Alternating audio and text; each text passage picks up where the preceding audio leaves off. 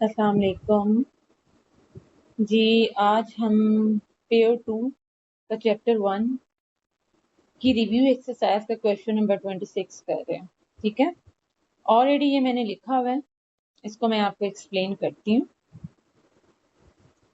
क्या है question? Is prove that difference आपको पता है क्या होता है? माइनस ऑफ स्केयर मीन आपने स्केयर लेना of two consecutive even numbers always divisible by 4। Even numbers का भी आपको पता है, कंसेक्टिव का वही पता है, और डिविजिबल बाय 4 मीन रिमाइंडर आपका क्या आना चाहिए? रिमाइंडर 0। रिमाइंडर हमेशा 0 आ। जब कहते हैं कि कोई नंबर इससे डिविजिबल है तो इसका मतलब है रिमाइंडर आपका 0 आएगा। अच्छा, पहले हम फर्स्ट पार्ट की तरफ जाते हैं। ए पार्ट, हमें पता है तमाम इवन नंबर्स जो होते हैं वो डिविजिबल बाय 2 होते हैं, 2 के मल्टीपल होते हैं। ठीक है, जैसे 2, 4, 6, 8, 10। और इसे हम लिख सकते हैं इवन नंबर्स को ऐसे। इसमें आप n की कोई भी वैल्यू पुट कर लें। 2 ऑड पुट करें तो आपके पास इवन आएगा, आप इवन पुट करो तो आपके पास इवन आएगा। ठीक है, सो इवन नंबर्स को लिखने का तरीका ये है, 2 एंड मल्टीप्लाई, इसका मतलब है 2 मल्टीप्लाई बाय। अच्छा, फर्स्ट इवन नंबर मैंने लिया है, अब कंसेक्टिव लेने हैं मैंने नंबर। तो एक 2n है, दूसरा क्या है 2n प्लस 2। अब आप कहेंगे मैंने प्लस 2 क्यों किया?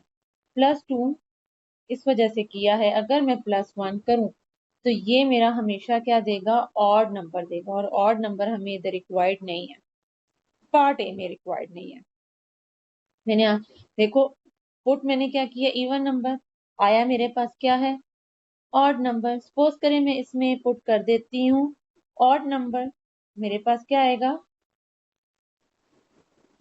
Odd number. तो ये तो पार्ट ए के लिए नहीं है, not for part A. Part A. अब हमने क्या फाइंड आउट करना है?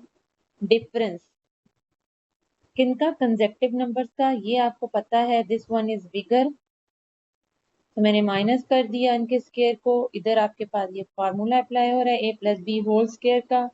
जब मैंने इसे सॉल्व किया तो आपके पास आया 4 इंटू 2n+1। इसको मैंने ऐसे लिख दिया, 4 क्या लिया? कॉमन ले लिया।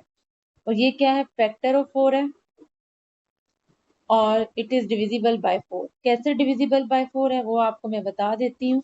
आपने इसमें n की कोई वैल्यू पुट की, 5 पुट की, आपके पास 44 आया, आपने 4 से डिवाइड किया, रिमाइंडर आपका 0 आया, तो इट इज डिविजिबल बाय 4।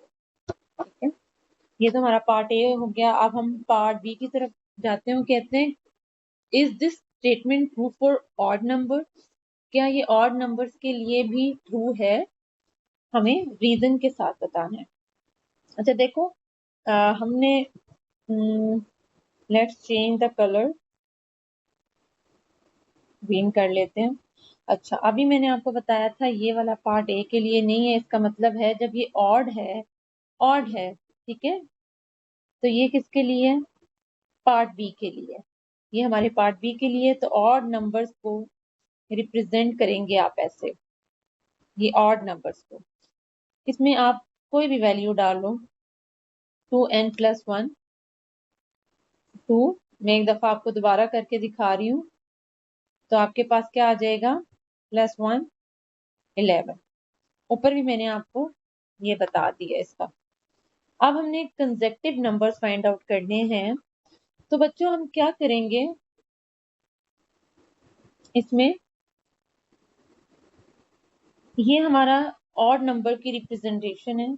अब आप पे है, आप +2 ऐड करके नेक्स्ट की तरफ जाएंगे या -2 करके प्री, इनमें से कौन सा लेते हैं? ये दोनों लेते हैं, इनका पेयर बना लो या इनका पेयर बना लो। अब आप कहेंगे +2 ही क्यों किया है? तो आप +1 ऐड करके देखें। ठीक है, हम +1, 2n+1 में हम +1 करते हैं, +1 तो क्या आएगा? 2n+2। ये तो क्या बन गया? इवन नंबर का ये बन गया, ठीक है, और ये हमें नहीं चाहिए। इस वजह से हमने क्या किया है, +2 ऐड किया है, तो हमारे पास नेक्स्ट ऑड नंबर आ गया, और ये क्या है, प्रीवियस ऑड नंबर आ गया। अब क्या करती हूँ, मैंने पहले ये दो नंबर लिए, आपको पता है दिस वन इज बिगर, तो मैंने पहले लिखा ये, और इनका डिफरेंस लिया, सॉल्व किया, तो आपके पास आया 8n। अब 8n जो है, 8n is a multiple of 4n, so it is divisible by 4। Multiple हम क्यों कह रहे हैं, क्योंकि इसमें मैं n की कोई भी वैल्यू पुट करूं, 5 कर लूं, 40 आएगा, तो ये 4 से डिवाइड हो जाएगा। आपको पता है रिमाइंडर क्या आ जाएगा, 0 आ जाता है, ठीक है। अब आप 8n में 8 की वैल्यू 3 पुट कर लो, 24 आ गया। अब आपको पता है 4 मल्टीप्लाई बाय 6 24 है, रिमाइंडर 0 आएगा, so it is always divisible by 4। ये एक स्टेटमेंट हमारी ट्रू होगी। नेक्स्ट अब मैं क्या करती हूँ, मैं ये वाला पेयर ले लेती हूँ, 2n+1 2n+3, इनका स्क्वायर लिया, जब मैं सॉल्व करूंगी, आप सॉल्व करें, तो आपका यही आंसर आएगा 8 × n+1। मैंने क्या लिया, 4 कॉमन लिया, तो ये बन गया 4 × 2 × n+1, और ये भी क्या है, हमेशा 4 का मल्टीपल ही रहेगा, so it is divisible by 4। I hope so ये चीज आपको क्लियर होगी। प्लीज अगर इस क्वेश्चन में कोई भी प्रॉब्लम है, कुछ भी है, तो आप जरूर मेरे से पूछें, मैं आपको आंसर करूंगी कमेंट सेक्शन में। अल्लाह हाफिज।